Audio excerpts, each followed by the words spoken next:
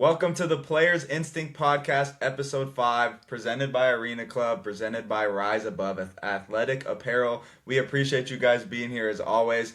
We have a bunch of NBA to talk about over this last week since we haven't been in the studio in a week now. Yeah, so we had a lot to talk about. We had this compares to October with like the most amount of sporting events going on. True. We have the NHL playoffs, we have the MLB starting to heat up, we have NBA playoffs, and we have the NFL draft. Yeah. So before we get into all the NBA stuff, I think we should just quickly recap the NFL draft. Let's go. Obviously, I don't think this. To me personally, this draft was one of the weaker drafts. Not talent-wise, but just like hype-wise, because we knew who was going one. Right. Fernando was there going wasn't one. a ton of quarterbacks, so whenever there's not a lot of quarterbacks, I feel like it's not as good of a draft. But there was some surprisses, and there were some good picks, and some teams that I think... Fernando went one, which I think... That's not even a talking point. It was known. Mm-hmm. Do you think he's going to be... Do you think he'll live up to the hype? I really don't know. I want to say that he'll be good. Will he be top 15 in his first year? No. Yeah. But I think, eventually he can be like in the 10 to 15 range, I think. It's really hard because you get these guys who played at powerhouse schools. Mm-hmm. They never had to go through as much adversity as him. Now that he's on the Raiders. True. That's true. So he has not as good of a roster. This team only won 3 games last year. Yeah. They were tanking. But, I mean, I like Genty with him. Right. I think they had a good draft as well. Bowers. They got some weapons. Yeah. Their offense will look fun. It'll be better than it was last year for sure. Yeah, for sure. And then I think, the elephant in the room with this whole draft process is Ty Simpson going 13 overall to the Rams. I don't know who expected that. I definitely did not. With the Rams being kind of a Super Bowl win now mode. Yeah. Going for their franchise quarterback of the future is smart, but I don't know if I would have done 13 overall for this kid that only has 15 career starts in college, and he's going to be sitting behind Stafford. Yeah, his first 3 years he didn't see the floor, and then he did, but his numbers were awesome his last year. He had 145 passer rating, 35 touchdowns, 5 interceptions. Mm-hmm. I think the talent's there. I think the bust ability is there as well. Like he could be a Josh Rosen. He could be one of those guys. Who I said was Kyle MF and Bowler. Kyle Bowler, Jake Locker. Yeah, Jake Locker. That's what I was thinking of. Josh Rosen. Josh Rosen. But he also, I think in the best case scenario, he's like maybe Kirk Cousins, Brock Purdy. Like he can move maybe just a little bit, but he's smart. Processes, but I don't know. I just don't think that was the greatest decision in the world. He's going to the best possible place for him because he's getting to learn under Stafford, and McVay's a quarterback coach, and he's a great offensive caller. So, besides the Ty Simpson picks, which you were pretty upset about, I think that the Rams have the best team going into next year, and I understand kind of the mindset that they're going into. Stafford only has 2 years. Yeah. So they're like, okay, after this, we need a future. That's true. Which is somewhat smart in my opinion. When are they going to be able to draft that high again? Yeah, they aren't going to get 13 ever. I mean, it's going to be Do you think he would have went that high, though? No, that was my whole thing. Yeah. Is that could they have you could have traded back even in the second round. I don't know anybody that was taking him. Maybe drafted 20 and 32 or something. Yeah, just trade down. I think the biggest factor of who might have taken him was the Steelers, but you had 13. If you trade back to 16 and get some extra picks, I mean, I don't hate the move. I like going for the future, but I also am not in love with it, being that we could have made our team even much better for this year, where Stafford's in the last few years of his career, where we have a Super Bowl window. But another huge one so there's 2 ways that you can look at the NFL draft for me: best available player, which a lot of teams do, even if or what we need. Right. And the Giants drafted for what they needed. They need a wide receiver. That wide receiver room was bad last year. Yeah. It's not great this year. Yeah. Cardinal Tate, I mean, the talent's there. They shot really high, though, for him. They did. I didn't even think he was going to be the first receiver taken. No, yeah. And he ends up going 4 overall, above some of the good defensive players, above Downs, above Averill Reese. So they must have fallen in love with him and fallen in love with the player and the pick, because they took him very high. No one really even expected him to go. I mean, he was a fringe top 10. So I do like the pickup. They needed a weapon. They didn't have any receivers last year. Yeah, where the Browns got an offensive tackle, which they need as well. It's obviously not like as eye popping as taking a receiver force. And I love the offensive tackle they got. I really like Jordan Tyson to the Saints with Olave. It's kind of funny too, because people were like, New Orleans has, I think, the worst rated medical staff in all of the NFL. And Tyson's already had injury things. And Olave. So they got 2 injury-prone receivers. But for Shuck and for my prediction that the Saints are going to be the winner of the NFC South, this is a great pickup for them. They needed another weapon. Their second receiver was, I don't even know, Lil Jordan Humphreys. Yeah. They needed to bring in somebody that could get open. I thought the Saints had a good draft. I thought the Browns had a good draft as well. The Browns got a tackle and a receiver in the first round. I think that's very smart. They needed a receiver. They needed a tackle. Yeah. They also got a quarterback later in the draft, which, I mean, how many quarterbacks do you need? But if it's Shadur, if it's Gabriel, or if it's Deshaun Watson, they have some extra weapons now. Browns and Giants and Titans all look like they're going to be better than they were last year. My sleeper for who had one of the best drafts is got to be the Jets. Yeah. They took a tight end, which they needed more weapons. Yeah. I mean, Geno Smith's your quarterback. You got to get him some help. They took another receiver, so they got both a receiver and tight end. Yep. And then they took David Bailey, who was apparently the best edge rusher in the draft. They needed edge rusher too. Like, they needed some kind of defensive help. They needed everything. So to get 3 first-round picks was huge. One of my favorite moments was when Ruben Bain got drafted to the Bucks, and he looked pissed because he was supposed to be a top 10 pick. Yeah. 14. So, overall, I think the NFL draft's obviously a lot better than the NBA draft. There's no doubt. Like, the hype around it, the fans, the sections. I don't know, though. This NBA draft this year coming up. Yes, but I'm just saying as far as, like... in general. You will hang out with your friends to watch an NFL draft. Yeah. More people get together to watch an NFL draft than they do an NBA draft, But I got to say, this NBA draft, even this lottery thing that's coming out this year, where like they're going to draw the balls and see who gets the first overall pick, I'm excited. Like, this is one of the most exciting drafts in the NBA in years. That was a bad example because this year we have a generational draft. But I just meant as like a holiday kind of thing. Yeah. A lot NFL draft is like everyone knows what day it is every year. But I think it was good overall. What about as far as baseball? Are you just tapped in on your Angels right now, or? I mean, I'm not even really tapped into the Angels. I mean, I'm seeing who's doing good. I know the Padres and the Dodgers are battling out for first place, and go Padres in that scenario. I'm sorry. Blue Jays are 12-15. Red Sox have been awful. They fired all their coaches, all their general managers. That's crazy. The season just started. Yeah, and a lot of people. Well, that's been time coming. I don't know. They have a good roster. But this is the thing. When you are asked to watch every NBA game, which is from 10 a.m. in the morning till 10 p.m. at night, 10 at night, it's hard to really focus on baseball as much as it is when basketball's over. Well, so I'll watch, but I'm not like watching every game like I am. Because once basketball's over, I mean, we have kind of a dead period in the middle of the summer. Baseball. That's baseball time. Yeah. But I still don't think I'm a casual. Like, I'll pay attention and stuff like that. Yeah. But I for the most part, it's like Saturday and Sunday, I was just glued to my TV all day. There's no baseball on the weekends, especially during like the basketball playoffs. Yeah. There's nothing else I want to do besides just start at 10 and go all day. The only thing that's been a problem for the NBA right now is like all the different apps and channels that you gotta be able to go and find. Dude. I felt that way for a while because I watched basketball with my grandpa. We love. That's how we bond. Yeah. He's like, what channel is it on? It's not even on. I'm like, you can't even Peacock. find it. He's like, what's Peacock? He doesn't know how to change the channel. For the older generation, I have to go from Peacock to Amazon Prime. Yeah, from that it's to fine ESPN, for me, but I don't know how. And also, we have all these streaming services. Like, for the random fan that just lives in, I don't know, Cleveland, that wants to get the game. Like, I'm a Cavs fan, I want to watch it.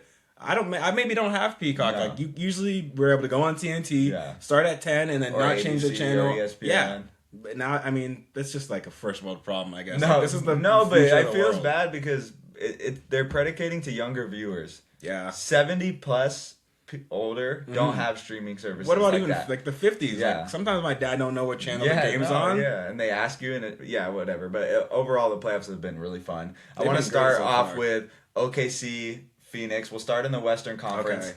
This is the series that has been over before it started. Yeah, there's not much to talk about in this series. We all know OKC, they could have had a 3-game series. Yeah. Like, let's just be real. They could have finished them out. Like, they're not even going to let Phoenix gentlemen sweep and get the game at home. Like, they're going to destroy Phoenix. Out of all the teams I wanted to see play OKC for the playing teams, Clippers, Warriors, Portland, Phoenix was on the last of the list. 100%. I promise you the Warriors would have maybe they could have got a game. Like I told you last time we recorded, I think they would have been a more intriguing series. Yeah. I get Dylan Brooks is like a villain, but imagine seeing Draymond go against Lou Dort and Chet and all them, like getting in Shea's face.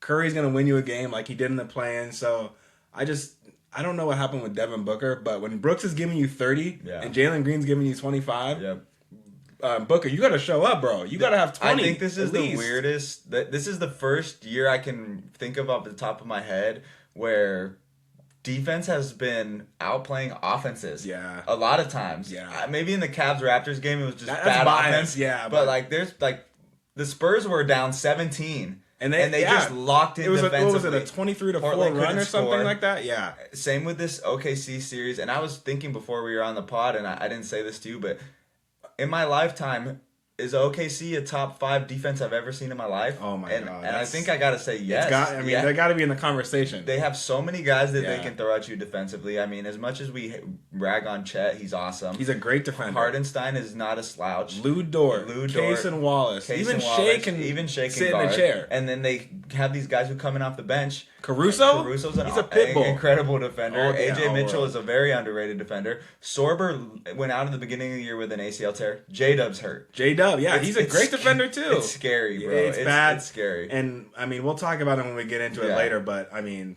they have OKC back-to-back potential. It's getting scarier by the minute with all these teams losing stars, and like we'll get to the series later. But and for Phoenix, I think there's a talent deficit with them. They overachieved this season. This season has been a win for them. Yes, 100%. Just by getting to the 8th seed. Yes, 100%. Versus what you had last year. Yeah. Who you lost. You lost KD the and Bradley that Beal. you got rid of. Both cancers that you got rid of, and to be an 8th seed up in a kind of a rebuilding, retooling culture year.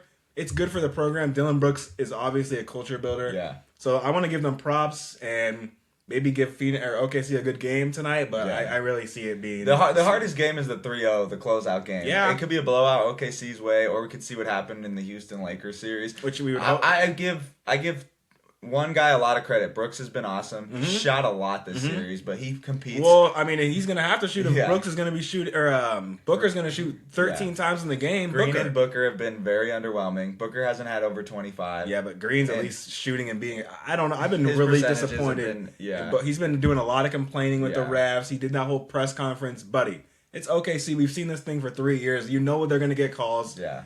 I don't want to see you crying and. It would be different if he was complaining about the refs and then he had 40. Yeah, buddy, you have 16. To have 16. Like I know Phoenix defense is good, but Brooks is going off. Yeah. Like what's his name? Jalen Green's at least trying to shoot and being aggressive. Booker just seems so passive. I just think they're a year early. You know. Yeah. They have a talent deficit. Gillespie's good. Mark Williams is seeming unplayable. Malawatch isn't there yet, so. They will get other guys. Phoenix will be a playoff team. Yeah, they'll be a 6th, 7th, 8th seed. I mean, the fact that they're even back in the playoffs after what they've been through, it's good to see them come back around. This was a win season for them overall. And great coaching job by their new head coach. Yeah. He came in and changed the culture. He's awesome. I love everything about Phoenix right now, but they drew a tough matchup. Yeah, they did draw a tough matchup. They would have probably won one versus San Antonio. Yeah. Especially the fact that it just sucks. I mean, the play-in's cool and it was awesome because we got Portland versus San Antonio, but I much would have rather seen the Warriors or the Clippers. But the Suns deserve to be in the playoffs. They had a good record. Yeah. I think the Warriors would have been like, they're not really deserving to be here. Yeah, they had a below 500 record. That would have been. I mean, as much as we're saying they could have gotten one, it could have been worse than this. It could have been worse. Well, Warriors team wasn't great either. No. Let's transition to the Spurs-Blazers series, which could be a 2-2 series. If you really look at it at the landscape of this series, it could be a 3-1 series. Portland's way. They dropped two games in a row at home. Yeah, and they were up big. Yeah. And not only in their game 3, but game 4, they were up huge. Going into half, they were up like 17 or 19. Yep. And then it just got cold, and San Antonio did what they do best, and they played defense. Yeah. And Wemby...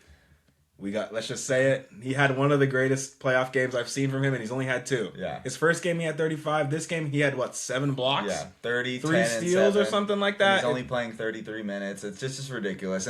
And when you have a guy, so the Kings roster a couple years back when they made the playoffs, their second option or their first option was De'Aaron Fox. Yeah. He's their 3rd or 4th. Yeah, exactly. And he can close out games. It's scary. You know, De'Aaron Fox won Clutch Player of the Year 2 or 3 years ago. He didn't have a great game 2 or 3, but he showed up in game 4, and he had 30, they win. Yeah. Like, the fact that them and OKC built this, nucleus where... Their 4 guy could be some teams 2 or 1. Yes. Like De'Aaron Fox, will put him on a certain team, and he's their best player. If Fox was a Wizard, he'd be their best player. If Fox was a Net, he'd be. He'd be first team All NBA. A lot of guys. So that's the issue. Is Castle is tremendous. He is everything that you wanted. Yeah, seriously, he's a Harper is. He would have been a number 2 overall pick or number 1 in a lot of certain drafts. Yes, if he was in the Ricochet draft, the Hawks would already want. Yeah, let's just say it. Yeah, I'm so high on Dylan Harper. It gets to the point where I feel like I'm saying like things that I shouldn't be saying. Like I tend myself saying Wemby's first team All NBA, and they could be potentially Harper and Castle both making All NBA team, All Star team. Yeah. It's getting to the point where their 1-2 punch reminds me of like Jaylen Brown, Jason Tatum. Like that's how good their top 3 guys are. What reminds me of is Tim Duncan, Kawhi Leonard, and Tony that's Parker. A better comparison. This Spurs, like I was saying, with the depth of the Spurs team, they're going to be contending for a long time. But we got to give credit to Portland. 100%. Portland. I mean, the beginning of the year, you lose your coach after the first game to a betting scandal. You bring in Thiago Splitter as an interim. You're thinking, okay, just make the play-in, and if you're there, whatever. To get to the 7th seed with, I mean, they're talk about a nucleus. Denny Advia, Drew Holiday's a veteran leadership guy. Robert Williams is just a great playoff bench. I really like Klingon. I love his minutes. Yes. I love Klingon. Kamara's a first team all defense guy. Scoot Henderson is showing up and showing us, hey, that was the number 2 overall pick for a reason. He didn't have a great game 4, he but looked horrible last 2. In terms of the series, he's had a very good series. There's Scoot. The Scoot stock that we talk about is just like boom. It's going up. It's gone down a little bit, but even the fact that he had 30, but he's either really good or no in between. But I think out of we talked about Phoenix having a bright future. Portland's future is super bright. I think there's another level that Denny can get to. Yeah, definitely. I think there's another level that Shaedon Sharpe can get to. I think there's another level that Scoot and Klingon can get to. And let's not forget one thing. They have one of the greatest shooters who's not even on the team yet right now. And Dame Lillard, he's going to come back. He'll probably come off the bench. But, dude, just bring in another guy that can have 30 on any given night. This Blazers team, just young teams who get playoff experience. Yeah, this is going to be great for them. I heard someone talking about it, like, do you think the Blazers would rather just be the 10 seed and get a better draft pick next year, like just to? No, they got they're pieces. Not going to beat San Antonio. Who cares? No, they won a game. This was the best. Yeah. They got so much playoff experience this year. They showed. If I'm Portland and I'm Thiago Splitter, who should be the head coach going forward, definitely what he did with this team. I'm saying to myself, we didn't necessarily go toe-to-toe, but we were competitive in every game versus a team that could win a championship. Yeah, that's going to be in the Western Conference Finals. And like I said, this is not even a year where I was expecting anything. Yeah. So anything that you've added, like the win, was up here. Exactly. But all the rest of this experience is like, you're playing with house money. Exactly. Like you're getting experience, you're competing. All these guys are getting playoff reps and showing, I can play in the playoffs. Going into next year, like, I'm confident. We were in the playoffs last year, and they stole one in San Antonio. Yeah, and they could have stole one at home. But I'd be surprised if they won another game. Yeah, not necessarily. I don't expect it, but if they took them to 6, like that's just a huge win for the Portland. There was a point where I felt like Portland was thinking to themselves, "We can win this series." Like it wasn't a series that like I was like. Oh, it's gonna going be a into it. I thought it was gonna be a walkover, but once it started, I was like, "Oh damn, they're hanging in this game." Yeah. I mean, every game I don't think they've got blown out, but it's been like close into the fourth quarter. So I gotta say, Portland is on the come up, and San Antonio. We already know where you guys are at. Their trajectory is just it's so much earlier than we thought they were gonna be this good. Like Wemby is already I don't want to say this, but he's a playoff guy. Like he's been hooping in the playoffs. As long as he can stay healthy, the sky's the limit, And I love that when he isn't playing, they can still win games. Luke Cornett was awesome. Mm-hmm. They have a bunch, like, this is going to sound stupid, but let's just say Wemby gets hurt, and they need a backup center and another backup center. They have Plumlee, they have Olynyk, like, those guys are... I'm just saying, like, those guys can... They've been in the NBA for a long time. They have good veterans around different guys. Let's talk about their other rookie, Carter Bryant. Yeah, awesome. He's barely playing, and he's good. The sky's the limit for the He's Spurs. super athletic. He's great defensively. The next series that is, I mean, it seems like it's over, but we never know. If there's a team that could blow a 3-0 series, it's the Lakers. That's true. Yeah, that's Houston true. Lakers has been... I think that I saw someone tweet... I'm ready to watch 4 of the weirdest basketball games I've ever seen, and that's what they've been. What it's been. It's been a rock fight, slugfest. The Rockets haven't even cracked 108 points. Like every game overtime. The team that wins is barely over 100, and the team that loses like barely cracks 80. Yeah, they're in I think the Lakers scored 80 points last night. Let's just start with this. Kevin Durant's legacy is getting worse and worse by the year and by the day and by the minute. they didn't know if Durant was even going to be like on the bench because they were like, oh, we don't know where he's at. The teammates don't know what the hell's going on. The burner account, people are defending the burner account, which is just the biggest joke in the world, being that this is probably the reason they're down 3-1. Yeah. The cohesion of the team, everyone not knowing their role. Durant's like, I trust you, but I don't. It's got to be in the back of your head as a player. And the funniest part is, like, after they won yesterday, he was, like, waving bye to DeAndre Ayton, like, getting good vibes on the bench. It's like, bro, I'm going to say this straight up, and I would never joke about a player being injured. He's not hurt. Yeah. It's an ankle sprain. You could easily be playing. He could easily be playing right now. Once they saw how they played without him, they went down. He doesn't want to have that stain on his getting swept again. Got swept again or lost to Durant again. And let's just be honest. He's lost 9 straight playoff games that he's been a part of. That his team has been on. He lost 13 of his last 14. And the culture in Houston is just horrible. It's cooked. No, yes. Can we think about like last year when they played the Warriors in the first round? They did lose. Yeah, that's right. And they lost to the 7th seed. The vibes were high. Everyone was like, this team's on the up and up. They need one extra piece, and they're going to be a 1 seed. They're going to win the West. You bring in Durant thinking this is the big shiny piece that we need, and they've gotten worse. Their chemistry's gotten worse. Ime Udoka seems like he's on the way out, which is, I mean, I don't know if it's warranted. He had a great year. I've said this so many times. Is they were the 2 seed and their ceiling was the roof, and we were going to talk about this team as they should have been this year what San Antonio was. Yeah, exactly. They were the 2 seed and they lost to a very playoff experienced Warriors team with Curry and Draymond in a 7-game series. Sengun was a dog. He should have took the extra next step. There's no question that he shouldn't have been 3rd team All-NBA this season. Year. He should have been second Thompson team. took a leap, but it should have been even a bigger gap. Yeah. Jabari stayed here. He stayed there. Reed is Tari Eason went down a level. Like everyone on their team either stayed where they were at or went down. Like let's just say they went from this is the problem is they were a 2 seed without Kevin Durant. Now they're and they got Kevin Durant and they're a 5 seed. And they're about to get swept. Like a gentleman swept. I said this at the moment that Houston did the draft. This is a mistake. Traded for him. If they could go back in time, they wouldn't trade for him. No, of course not. Of course not. They wouldn't do it, and I think at this point, the market for Kevin Durant is just it's cooked.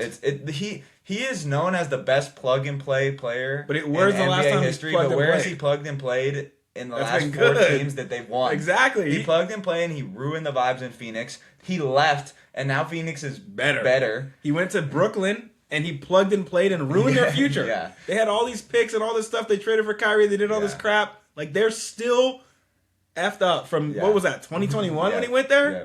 Oakley or Golden State. That's the only time, but that you were not the best player. And you were already walked into anyone can plug and play. In that exactly. System. He plugged and play in Houston, and they looked worse. Mm-hmm. You would think, okay, we're getting and I don't know if it's all his fault. I think Ime might be a little bit of an overrated coach. Like you have Kevin Durant, you should be able to drop some schemes.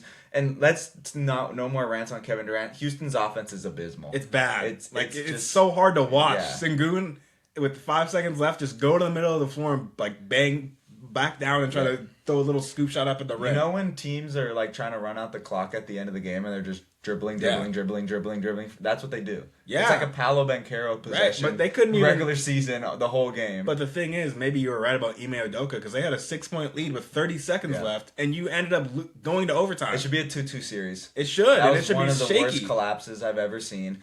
I mean, they were up 6.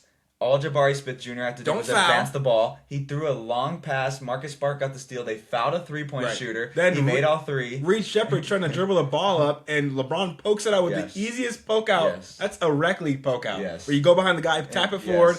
We got a guy here. We throw it, pump fake. Of course, LeBron hits the shot. Yeah. And then LeBron was going to almost hit a game winner, too. I thought he gamed it. I thought he gamed it. I'm sorry. And I was like, oh, my God. If LeBron hits the tire and game winner... I mean, everything LeBron's been doing minus Game 4 has just been adding to his legacy. Of course. And you got to give credit where credit's due. As much as we bag on the Rockets, the Lakers are... And LeBron James is unbelievable. He's carrying a bunch of... 41 years old. He's averaging the same amount of PRA, points per assist, as he was when he was 25. It's insane. This is as good as I've seen him look since 2018. Yes. Cavs, get to the finals and lose, but, doing everything LeBron. Yes. And he's carrying the Brooklyn Nets, let's just say. For everyone else on the roster is the Brooklyn Nets. He's carrying that team against a very, very, very, very good Rockets team, and he's making them look like average. You have to give credits where credit's due. It's so easy to say, the Rockets are not good and they suck this year, but LeBron has made Aiden's looked good in 2 of the 4 games. Marcus Smart and Luke Kennard. Marcus Smart looks like the depoy plus like Curry. Yes, he's hitting threes. Luke Kennard looks like Klay Thompson. Yes. Bronny James is coming in and giving him valuable minutes. Bronny looked decent. I know in the past few games. The things that LeBron is doing, whether you like the guy or not, because I'm a Celtics fan, and I'll say this, I am not a LeBron guy, and I've never been. And there's certain Celtics fans like Dave Portnoy will never endorse LeBron. Yeah. I've flipped the script on how I feel about him. It's hard not to. It's just like I have to appreciate everything he's done as a basketball player. He's never had a scandal. He shows up every day. He takes care of his body. And he's still playing 48 minutes. Like he played 45 minutes in that overtime game. I don't think if you ask Luka, Durant, SGA, maybe Jokic, which we'll get into, and all these players, you could barely ask them to play 45 minutes. And then he played again last night and played, 35 minutes. He's 41. Game 3, he had 29. He had 29, 13, and 6 on 50% true shooting. 28, 8, and 7 on 50% true shooting. 19, 8, and 13 with That's 5 crazy. stocks. And the only bad game he really had was Game 3. And in Game 3 and Game 4, he's had 8 turnovers in both games. But Combined? In both games. But I mean, he's 41, and they're pushing him with like little athletes. Amen Thompson's a great defender. They have good defenders, Tyree Eason, all that kind of stuff. We got to give our hats off to LeBron. They do have to finish them off pretty soon though, because like you said, if any team, especially with who the Lakers are like holding it down with right now, if Durant comes back, gets on a heater, they win again. I don't know. They got to close them out. Houston wins Game 5, and then it's scary because then they're back in Houston. Back at home. They win Game 6. Right. Now you're in a Game 7 situation. And LeBron's old. Like you want to get LeBron out of this series as quick as possible. They need it. Game 5 is a must-win for them. For sure. I think Austin Reeves, you were questionable and maybe went for Game 3 or 4. You might have to play Game 5 just to close this thing out. AR needs to come back, but I formally want to apologize to LeBron James just because I thought that the Lakers were going to get swept. Oh, we both did. We were like, this is a joke of a series, and we thought this is going to be a joke for OKC getting to play against. It doesn't. I can admit when I'm wrong, and I didn't think the Lakers had a chance. Me neither. I said, it'll James be fine. Turn this team into every single player.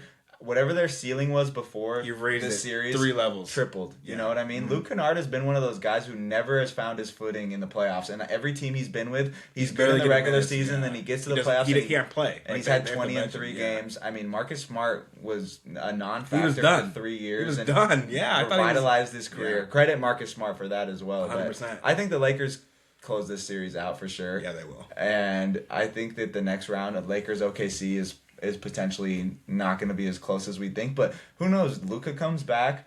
Luka gets on a heater. LeBron's playing like this. They're going to need a big game from Luka every game. And he's not going to be 100%. Like he's for sure. That's true, but I can't discredit this Lakers team after what I've seen. I mean, and let's just, anything can happen. Like we see that this Lakers team's up 3-0 pretty much on Houston.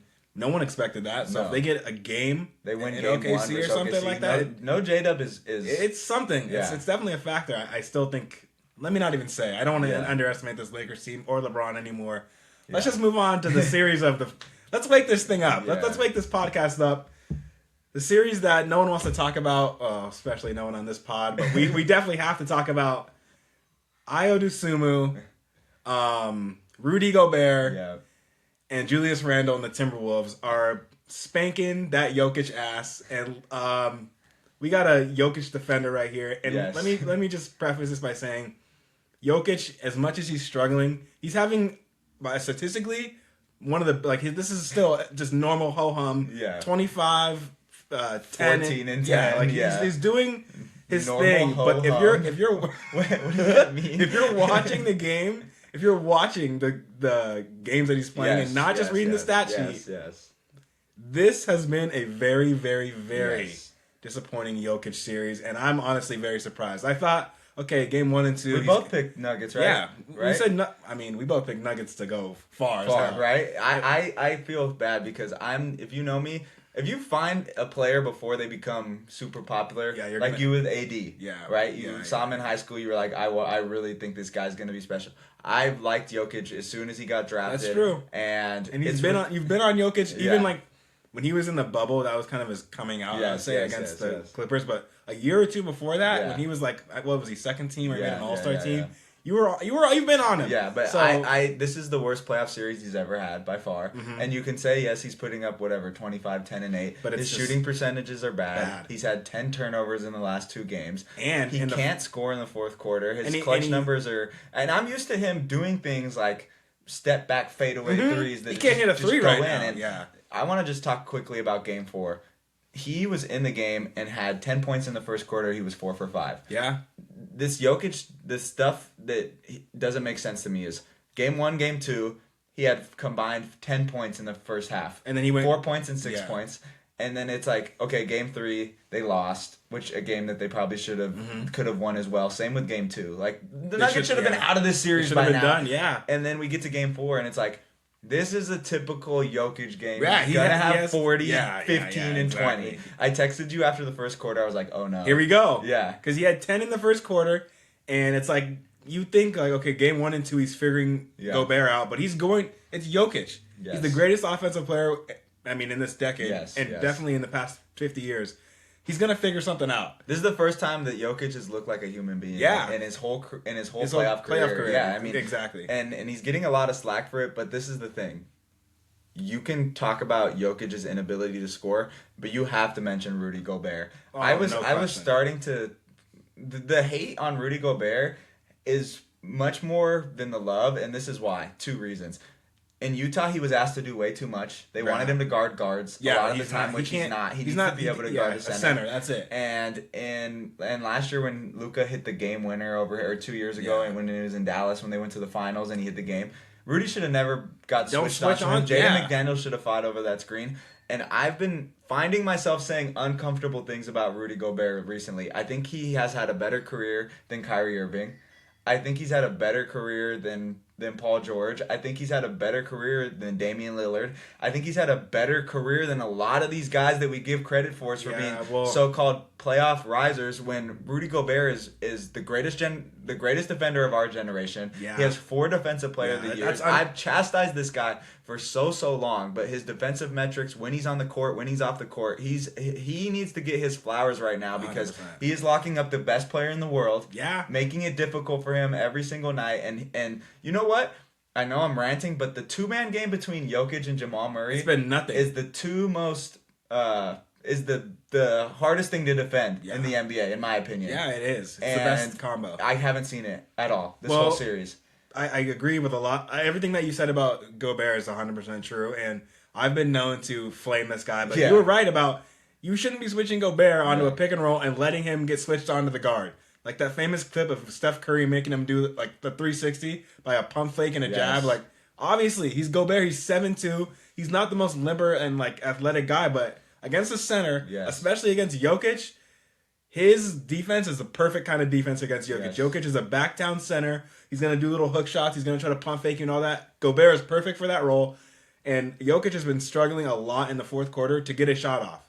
He's like leaving stuff short. Yes. It's like he's scared that Gobert's going to alter. Or he gets a rebound instead of going coast to coast. He just panics passes and throws a long pass. And then again, with the 2-man game with Jokic and Murray, I got to say, Jaden McDaniels has stepped up to the plate guarding Murray. Yes. He talked money, and after game 2 or whatever, when they lost, he was like, listen, all them defenders on that team are weak. Yes. And if we go through the list of their defenders, Jokic isn't a great defender. Murray's obviously too small and isn't a great defender. Christian Brown's getting paid $125 million to run around and do cardio, and that might be the worst contract in the NBA at this point, right? And we probably are gonna talk about it. Cam Johnson and MPJ, that was a very dumb trade. Number 1, and number 2, Cam Johnson isn't giving you anything offensively. He can't guard either. So if you're not gonna shoot threes and give us something offensively, you're not gonna play. Bruce Brown can't defend. The list goes on and on with guys. They're just a more athletic team. They are, really, and it's making Jokic and Murray have to work so much harder to get shots off, and no one else on that team really is going to create their shot. Besides, Aaron Gordon is hurt, and he's their most athletic player. That's a great thing that you were going to bring up. Is Aaron Gordon is like one of the 10 most athletic people on the planet, and right now he's not playing like that at all. But this is the problem. This is what my brain just had like a light bulb moment as you were speaking. I'm serious. J-Dub goes down for the Thunder. Yeah. And they're still freaking awesome. Yeah. You cannot tell me that J-Dub is not a better player than Aaron Gordon, and Aaron Gordon goes down for the Nuggets. If the fact that you're relying on Aaron Gordon that much and he means that much to you, is your roster's not that good. It's not. And you can say this is the deepest roster that the Nuggets have ever had. And that was the talk all throughout the summer. They added Valanciunas. Guess what? He doesn't even play. They added Bruce Brown. Guess what? He barely plays. They added Cam Johnson, which before you joined the podcast, I had a viral video about saying how MPJ was better. MPJ, this was a bad trade, and people were saying, I said time has told. It 2 months did. into the season, you're right. It's time has told. MPJ would have a game where he had 40 by now. 100%. At least MPJ 30. was in this series, the Nuggets would be up 3-1. Yeah. He would have 2 30-point games. They don't have another guy that can create offense. They don't. That's what we're saying. If you're relying on Tim Hardaway Jr. to give you like 20 points off the bench with threes, let's just be honest. Like if you put if you put Anthony Edwards on this damn team, like this is a They just need another guy who can create. Even if Ayo DeSumo, Ant went down. He had 30. He had Spencer 40. Jones is not a great offensive player. Zeke Naji? No, I would have rather see some Zeke Naji minutes. I'd rather see Julian Strawther. I've said that for the longest time. Where the hell is Peyton Watson? He had a great few months of the season. Buddy, we need you. We're down 3-1. Julian Strawther needs to get some burn because he can create a shot. You guys aren't going to beat Minnesota by guarding them. You're going to beat them by outscoring them. So how are you going to get offense from a guy who can't score? I think we see Strawther in Game 5, but we've talked a lot about the Nuggets. We got to give the Timberwolves credit. Yeah. Down Ant's probably done for the playoffs. It looks like really, an ACL. So I don't think they want to say it. And we obviously know DiVincenzo with the Achilles and prayers to him. The number 0 curse that seems to be going around the NBA right now. It's so weird, but. Give credit to Ayo DeSumo, like I said. Who else has been going? Rudy Gobert, obviously. And, all their little bench players. Naz Reid's been playing good. So we got to give credit to the Timberwolves. They've been playing great. And they're up 3-1. Yeah. Will I be surprised if the Nuggets come back and win it? No. Just because it's the Nuggets and it's Jokic. He's going to figure it out. But we might be seeing the Nuggets, who are both of our favorites to get out of the Western Conference, be done in the first round in gentleman's sweep fashion, and that would be horrible for the league. And just to wrap this up, the Western Conference, 13 teams have came back down 3-1, and the last 2 have been the Nuggets. So they can do it. No Ant, too? No Ant, no DiVincenzo. They can do it. I don't think Minnesota's going to roll over, though. This next game's important. Minnesota needs to get it. They gotta get it done. But then we go, Denver wins. They win another one. We were just saying that about the Lakers and Rockets. So, don't let Denver win Nuggets in in the next 7 game. is what I've been saying, but so much credit to. Jaden McDaniels is... You talk about a guy who you pay a lot, Christian Braun, and Jaden McDaniels, you'd just so much rather have a guy like that on your team. That's not even a question. But Braun got the bag. It was a bad contract. Why? Because they won the championship is why he got the bag. Let's just say it. He had a good run in the championship. He was pretty good, but again... It's getting to a point where, for me personally, it's like, are we going to have to blow this up? It's so weird that we were talking last week about the how they're like winning a championship, and now we're saying just because we've seen 3 games and it's looked bad. But we're right. And one thing about the Jokic stuff is towards that end of the game, bro. For me personally, I've never seen him so lackluster, so not into it. He just didn't seem like he cared. He was it's just like I could see him one requesting a trade. Or 2, just being I don't want to play basketball anymore. I'm good. That's always been something that we've talked about. Jokic he's got other interests, and he's not he's in love with the game, obviously, but his competitive fire is hard to see sometimes. Yeah. I want to move over to the Eastern Conference. We spent a lot of time on the West. The playoffs have been awesome. They've been good. What do you expect? There's a lot to talk about, especially if we were doing the pod 3 times a week, it would be easier. But since we're only doing so Spurs are up 3-1. We both think Spurs are going to win that. Yeah. OKC's probably over tonight in a sweep. Done, the Lakers, Nuggets, Wolves. You think the Wolves are going to close it out? I don't know about tonight, but I do think they're going to win. I'm going Nuggets in 7. I think Houston gets 1 more, and then the Lakers close it out. Okay. But I don't think they come back 3-0. No. If they did, it would just be insane. Yeah. But again. Maybe anything can happen. I just think the Lakers are going to get figured out. Let's go to 1-8, the 1-8 matchup. Detroit and Orlando. Woo! We both said this is a sneaky team because, there has to be some form of an incentive being the 1 seed because Orlando would choose Philly every single day of the week. Yeah. Or I mean, Detroit. They yeah. were the 1 seed, and then Orlando, I think, purposely lost that play-in game versus Philly to play, so that they could play Detroit. Well, they're like the perfect team to play against Detroit because they have big wings, and we didn't see it really for the year. Yeah. But I mean, this whole thing about Orlando is that they could guard. Exactly. Like they have Suggs, great defender. Desmond Bane's gritty and a good defender. They got Franz. They got Isaac, or not Isaac. They got Wendell Carter. Like they have guys. Anthony Black comes in off the pine. Like, they got guys that are going to try to lock down, and we got to say it, playoff Paolo. Yeah. He is a playoff riser. I called you before this. You called me a few weeks before the playoffs and said, who would the Celtics not want to see? And I was like, Orlando. Like, they've already given you a tough time. Last year, he was awesome in the playoffs. Yeah, he's I mean, in the Cavs series 2 years ago, he was awesome, and he almost led them to a first-round upset. So, Paolo's a playoff riser. But Desmond Bane's finally they're reaping the benefits of that trade. He's putting up 20 a night. You know what's funny? What we were just saying about the Nuggets is we thought they could win a championship. Now we're thinking about blowing it up. Yeah. Everything in my head was the Magic were going to blow it up. Yeah. And now I'm like, I thought their coach was going to get fired. Their coach he's good now. He's staying. Yeah, 100%. And all the other guys are good. And the Bane trade is making sense. Looking They're good up now. 2-1 versus Detroit. And credit where credit's due. They have a lot of. They match up perfectly on paper with this team. Yeah. They have a lot of guys that they can throw at Detroit. Mm-hmm. We especially knew this Cade. before this. Yeah, and Suggs can guard Cade. Black is not a bad defender. Like Bane can guard Cade. Yeah. They can put Paolo there. Yeah, like they can give him options of height, like speed, all that stuff. And they have a lot of lengthy wings. If Paolo has a bad game, Franz has a good game. Yeah. Franz is awesome. Wendell Carter's outplayed Jalen Duren this whole series. Jalen Duren, that contract that you really wanted in the summer, the extension is going down and down by the minute, by the game. Because he hasn't had a good game yet. He hasn't. No. And he's like kind of unplayable almost. Yeah. I mean, he doesn't have any way to create. And that's the thing about Detroit that we've all been saying is, what's their second offensive piece? Yeah. Because they don't have really another guy that's going to create a shot, and right now it's been Tobias Harris. He had a good game 3 or whatever, but Paolo and Franz. Listen to these stats from Jalen Duren. Game 1, 8 points, 7 rebounds, 1 assist, 33 minutes. Guess how many shots he took? Like 8 probably. 4.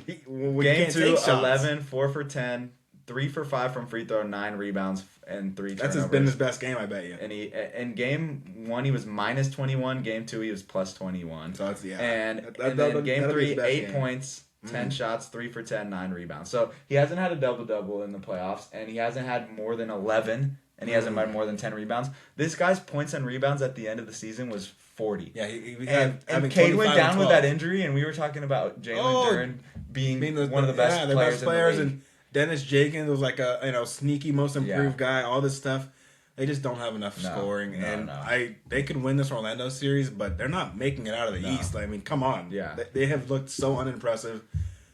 Fake 1 seed, just like the Cavs last year. You know who it reminds me of? That Hawks team, the 2015 Hawks team. They won 60 wins. We have all these guys, and we have all these. Cade's our leader, but we have all these guys. Like when it gets time to the playoffs, we're gonna take half these guys. They're not even gonna be. They're not gonna play good. Yeah. Cade's showed up, and I could say Tobias Harris has showed up half the time. Yeah. Besides that, no one else. Nothing. I mean, Harris has been a nothing in 2 games. Duren's been a nothing. Nothing at all series. Duncan Robinson's nothing. K. Levert, nothing. Levert. Kevin Huerter was your acquisition. Like Sir Thompson's been your second best people player. made fun of me when I was like, they should go get something big, and everyone was like, don't fix it if it's not broke. I'm like, sign MPJ. It's broke. Dude, it's broke. If they lose in the first round, Duren's not getting a max contract. But they just need to go out and get. They should they need another scorer. This is a bad example, but Durant, I thought would have been like, Kawhi. That'd be a great pickup. I liked MPJ with them. MPJ would be good. They just need, they need another guy that's going to create pressure off of Cade. And we were talking about Jenkins being that guy. It's not. And give credit, like we always say, where credit's due, because Orlando has been awesome. Mm-hmm. Their defense has been great. Their offense has been great. And this is a fun series. Like it's very chippy. We thought that Charlotte would be more fun versus Detroit. I don't think so. This is the right. I think Orlando was the right team. Manhandled and taking care of our Hornets. This Orlando series, I thought was going to be a bust. This has been one of the most entertaining series in the first round. And if you go size for size, it's just like Wendell, Duren. Like it matches up perfectly. Yeah, perfect. No one can guard Paolo. Nope. Detroit. I mean, Detroit doesn't. Sir Thompson's their best defender, and then after that, who is it? Would you rather have a dude that was mediocre in 2 regular seasons in a row and then became an absolute monster in the playoffs? Like Devin Booker and Paolo flipped. Yeah, that's true. Booker was great in the regular season, He's been awful. and then awful in the playoffs. Paolo's been awful. And this is 2 years in a row where Paolo has been a first team all playoff guy. Three. Because he was last year versus Boston. He gave us problems every game. He gave the Cavs problems 2 years ago. Every year that he's been in the playoffs, he's getting buckets. He can't shoot, and all of a sudden when he plays Detroit, he hit 2 threes. And I know that the Knicks fans watched that one that hit the back. They had PTSD watching that. Yeah, that was the kind of the dagger of the game too. Paolo's, I mean, we got to give him credit. Like we said, he's been a playoff riser. And I literally had a video. What the hell happened to Paolo Banchero? 60 games. Maybe he should just start every one of his seasons. Just start it in like March, April, and get ready for the playoffs. Just like keep him fully healthy. Yeah. I mean, I'd rather have a guy on my team that's he was getting CJ Stroud comparisons. Yeah, Detroit could lose. Orlando could lose the next 3 games, and we would still be like, "Hey, Paolo, you did your thing. Like you won 2." If there's a first team all playoffs, he's on it. He's the starter. Yeah. He's the number 1 pick. I think he's been one of the best guys. Him, LeBron. There's been guys, but yeah, definitely. I mean, he's an MVP through the playoffs already. Let's go to Boston, Philly. I think this series is over. I mean, I got a Celtics jersey. I'm doubling down. Game 5, Embiid 50 burger. We go there. We go Game 6. Where is it? In Boston? Yeah. We do Game 5's in Boston. Yeah. And Game 5's in Boston. Yeah. Embiid goes crazy in Boston. Game 6, it's a Maxey and Edgecombe takeover. No, I'm lying. Obviously, Boston's got this thing in the bag.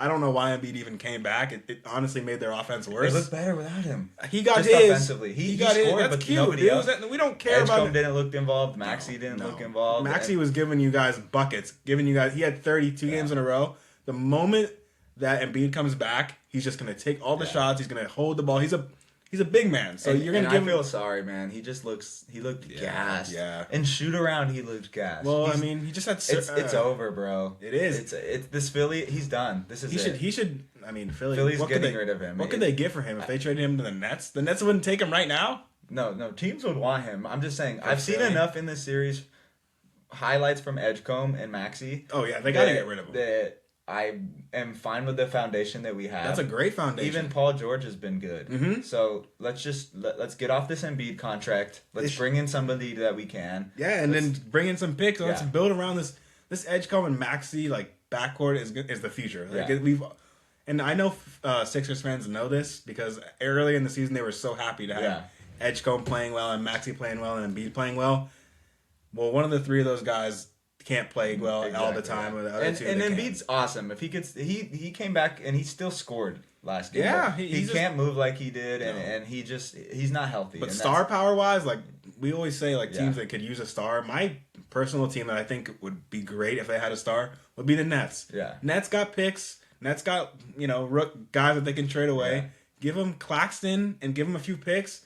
Embiid, go to Brooklyn. You can be the number 1 player. You can miss half the season. No one will give a crap. Do you think Philly will do right by him and like trade him to the team that he wants to go to, or do you think they'll just be like, "Hey, enjoy Brooklyn, buddy"? No, I don't know. Embiid's tenure in Philly has been a disappointment, but he won an MVP. I don't know. The talent's there, but the health factor. I mean, I wouldn't say it's been a disappointment. I'd say that what they built, Philly's just a joke. Yeah, I mean, it's a joke. Ben Simmons, that whole thing, like the process, this it's just this is what you get for trying to tank purposely, trying to build your best team. Yeah. You get things like this happening where you get a great player and he's injured all the time. And in Boston, it looked like we don't the championship. It doesn't even matter. The Celtics look like a championship team last night. They do. If Pritchard had 30. And like you said, Derek White hasn't had a good game yet. I don't expect that to continue. He needs to turn up. But Tatum and Brown both had 6 points at half. And they were both up finished with 30. And no, I'm just saying, the Celtics can win without their 2 stars playing great, and people will make fun of them, but that's a good thing for a team. It's a great thing. It's Game 2, they didn't look great. And you text me like, oh no. But that's the thing with Boston. If they're hitting threes. Yeah, that's the only problem is that if they go cold from the 3, then the teams have a chance. But how often are they going to go cold? No, I mean, they go cold 2-3 times in a series, but they win the other 4 games. When they shot 63s last night. The game was over in the first quarter. It was done. Yeah. It was 30. It was 40-18 at like half or something.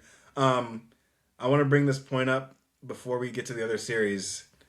Guys, we might be rooting for the Celtics again. Like it was the Warriors or the World versus the Warriors when the Celtics last went to the finals. Who'd you guys play? Oh, the Mavericks. We were all rooting for the Mavericks. But this year again, It's looking like we're gonna all be Celtics fans going into the finals. So get your Celtics stats ready. Celtics Thunder. He's saying it sucks he is like this. Oh, it sucks. Like, oh my god. No, it sucks that like for the rest of the world, Celtics Thunder would be. No, it'd be a good series. Who would want no one would root for either team. I don't know. Who would Laker fans root for? They hate both. Yeah, that's true. Like, you would see some teams that have never rooted for Boston in their life. They'd be rooting hard for Boston. We don't want to see it back. We'll get into it later. Yeah. But Celtics look good. They do. Tatum's Achilles.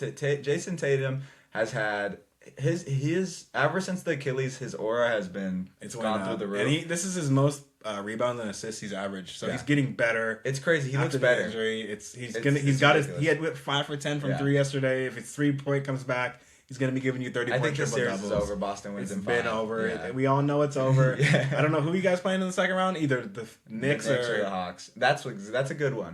I really like this. This series has been awesome. Knicks and Hawks has been it's been great. Knicks played with their food with Detroit last year, and they're playing with their food with Atlanta this year. I don't want to say they're playing with their food. I think Atlanta's good. They're good, and they're another team that like they got a nucleus of guys that they can go forward with. The Rockets should have picked up CJ McCollum, especially after trading for Kuminga. Yeah, he's been. Didn't play good last game, but he's been a godsend. I'll just praise you for 1 second. You quote unquote specifically said this series is going 7. You said those exact words. I did. Yeah. You said CJ McCollum can go toe to toe in a playoff. You said a playoff series, and he's not just the game. Yeah, and he has. Doing it. And people laughed at you in the comments, which is true because he has honestly played just as good, if not better, than Jalen Brunson.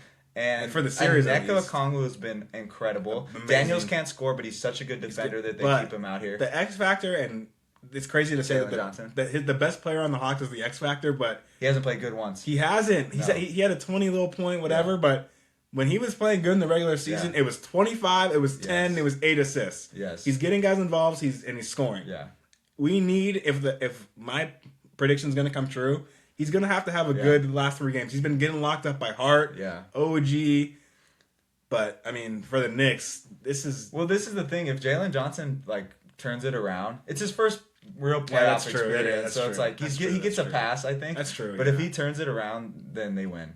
Seriously. I know. If Jalen Johnson has 2 25-point games, he doesn't even have to have a 30-point game. No, he doesn't. If he has 25 or 20, they win this game. And we can go over to the Knicks. This is really getting to a point where it's done. It's over. The team? Yeah. Yeah. Even if they can win, they're not getting to the finals. No. They're not even. They play Boston and watch them turn up and turn into the team that they were last year. I don't know if this is a bad matchup for them for what, but I have 2 things on this. One, Towns can't guard, and he's soft, and he's crying about getting the ball. So they ran 2 plays for him last game, first 2 plays of the game, dunk, layup. And then he didn't touch the ball. He doesn't. Yeah. And then he's crying that he doesn't get the ball. Go get an offensive. Go get a board. You're standing on the 3-point line. You're not gonna. And then I don't know if Brunson can ever be your number 1 because he's too small. Hey, you're preaching to the choir right now. I've been saying that Brunson. I love him as a player. Yeah. He's a great player. He's a great leader for the team. He's too small. And he can get his, but on the defensive side, he's going to get hunted, and it's very easy to take him out. You trap him, you double him. He's got to give it up. And Big Mouth, Mikal Bridges. OG's been playing good, but Big Mouth, no. Cat hasn't been playing good enough, and their role players they just. I told you before the series, the bench has to step up, and it hasn't. And Mitchell has been subpar. Clarkson, the only guy that looks like he is enjoyed playing out there is Jose Alvarado. Yeah. And sometimes I find OG's been awesome. He's been really good. Sometimes I find myself saying, "Is this OG Anunoby's team?" He's been the best player on their team. And we're all going to remember the infamous trade for Mikal Big Mouth. Yeah. 5 first-round picks for a guy who, in Game 4, or was it Game 3, Game 4, one of the biggest games in the series, you had 0 points, 1 rebound, 1 assist, and you weren't out there in the most important time. You're a defender. We could use you against CJ McCollum, but we can't play you because you've been that bad. It's coming to the point where he's unplayable, and 2 of the worst trades in NBA history have happened in our lifetime. The Shea to OKC and Mikal Bridges to the New York Knicks. This has been awful, and Knicks fans are going to kill themselves because they could have had Giannis. They could have had Giannis. They could have had Embiid. And they didn't even need to have Giannis. Yeah. Take Mikal off this team, and they're just great. As good. Yeah, just add some supplementary pieces around the contract that he got, plus the picks that you gave up. You got no flexibility to really. Exactly. You're gonna have to trade Cat. Like, you're gonna have to do some things where if they lose this series, or even if they're not. Well, I think this team's done. Like, they're gonna blow this thing up. I mean, if they get past this round and they take Boston to 7 or beat Boston again, like, they could run it back. But I'm just saying, like, but hypothetically speaking, and what I think is gonna happen, because we could have a different conversation next week. Yeah, just like we had. If they win next 5 and 6 and just destroy the Hawks. If they go to the Eastern Conference Finals, then they'll run it back. But they need to get done with this. But yeah, this series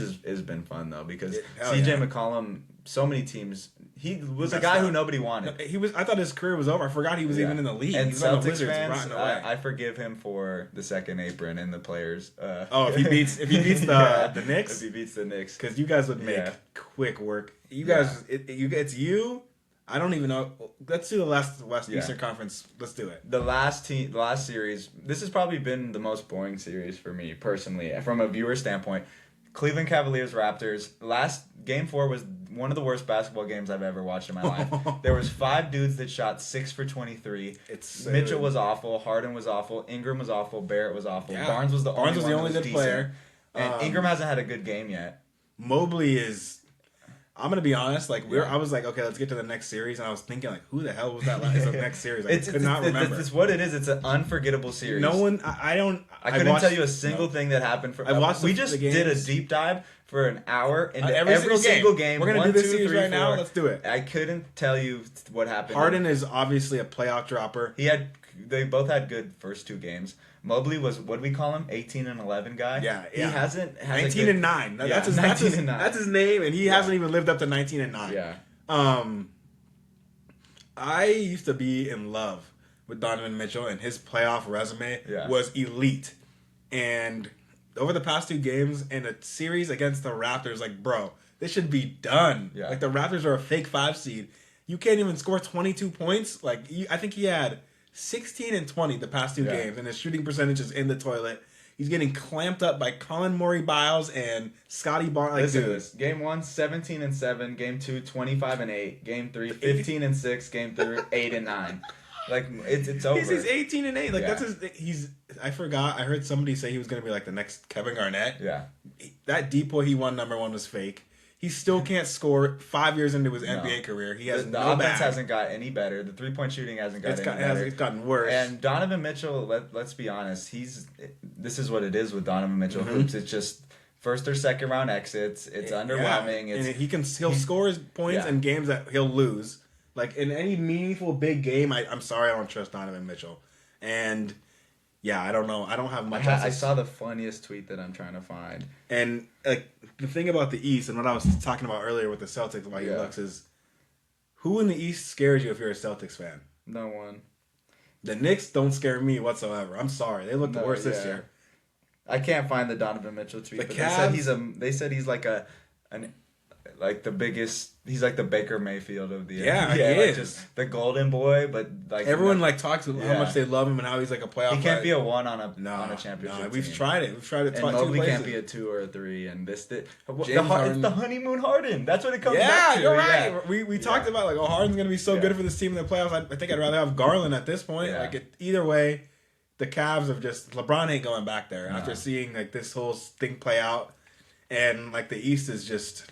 It's going to be, I don't even, who's going to be the Eastern Conference Finals? It's going to be Celtic and who? It could be the Magic.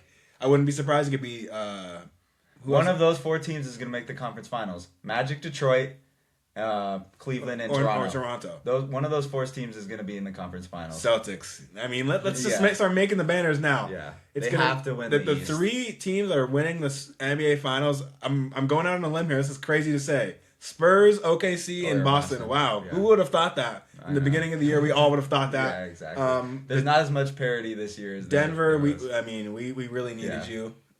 You could still come back, but it's going to be hard, and you're going to be gassed. But there's been a lot of stinkers this first round. There's been a lot of stinkers, but overall, I'd say we're at like a 7 out of 10. But I think it's going to get better. No, I mean, especially the more West. Competition, more. I think OKC will breeze through the Lakers, but once it's the East, the Western Conference Finals, both finals are going to be good, and hopefully the second round's good. It just is going to depend on who's going to get out of the East. Yeah.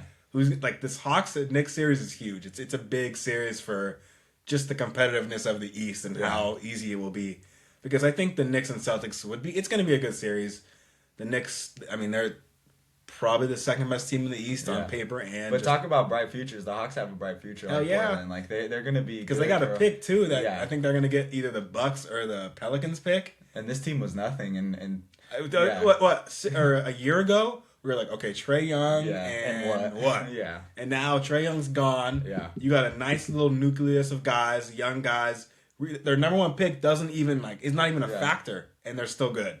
So again, if they get a high pick in this draft coming up, they either get a center or they get another guard, like a CJ McCollum replacement. If they get an Acuff or something, I mean, it's scary in the East. They could potentially get a top. Yeah, because if the Pelicans get a top pick or the Bucks get a top 3 pick, I don't think they have their picks. If they got Acuff. Oh my! If they had another scorer. I know another scorer because like CJ McCollum. But we need. I'm calling out 4 people. Nikola Jokic needs to step up. All the Nuggets role players need to step up. Mm-hmm. Just the Nuggets in general. And then Jalen Johnson needs to step up. Jalen Johnson. And Jalen Duren need to step up. Oh, and Jalen Brunson. All the Jalens need to step up. And except Brown. And Kevin Durant, you need to step on the damn court. Yeah. Like, buddy, we got a chance here. I mean, we can get into Kevin Durant all day, but there's just I want to praise a bunch of guys right now. Paolo Banchero. You're getting a lot of praise. Jason Tatum. LeBron James. Jason Tatum. Rudy Gobert. Jaden McDaniels. Yeah. Hell yeah. And prayers up to DiVincenzo and Ant. I mean, like we said, Ant's injury looks just it's scary. Shout out Ayo DeSumo too. Shout out Ayo, who's the most points off the bench. I think second most points off the bench in the playoffs. Shout out Peyton Pritchard. Shout out Luke Kennard. Shout out Luke Kennard. Shout out Marcus Smart. He's revitalized his career. Shout out CJ McCollum. Shout out Nneka Okongwu. Those are playoff guys right now for us. Scoot Henderson. Yeah. Denny Avdia. 1 game of Scoot. 2 games of Scoot. What about who's on the Spurs? Derek Harper, Castle, all of them. Yeah, the whole Spurs team. We're not shouting out no Thunder. No. And shout out Dylan Brooks, I think. Shout out AJ Mitchell though, he's been good. And shout out Dylan Brooks. No other Suns. And Devin Booker, I need 30. Tonight. He's a call out. Devin Booker, you got to show up, bro. At least win a game. At least make it close. Yeah, we got to see the Thunder at least sweat a little bit because, we said, I said that they need to win 1 game. That's cute. Even if they keep it close for the 1 game, they still lose. Celtics series, Spurs series, and Thunder series are all done. All over. I would say the most competitive series, if you're watching at home, you want the best games to watch. Series Knicks Hawks. Yeah. Then the game 5 is huge. Yeah. Nuggets Wolves. If you want to see Jokic's best game in the playoffs, tune in tonight. Hopefully. Piston Magic. Yeah, that's it. Cavs. Yeah. I'm not giving Cavs. No, that's bad hoops. We're not even. Okay, we're watching it, but it's bad hoops, and that's it. All the rest of the series are just done. It's over. Yeah. Thank you guys so much for tuning in to the Players Instinct Podcast episode 5. We had a long one today. We went an hour and 5 minutes. Yeah. But we appreciate you guys good content. We just hit 5,000 on Instagram a couple weeks ago, so make sure you follow us on the Instagram. Oh, yeah. Do you have anything you want to shout out? Shout out our sponsors again. Arena subscribe Club. to the YouTube. Subscribe. Thank you for watching. Check out our TikTok. We're trying to hit 1 million over there as well. But we love you guys as always. And every day I have a different intro because I forgot what I'm like. That's the best part about it. Keep your sticks on the ice. Troy Daniels. Later.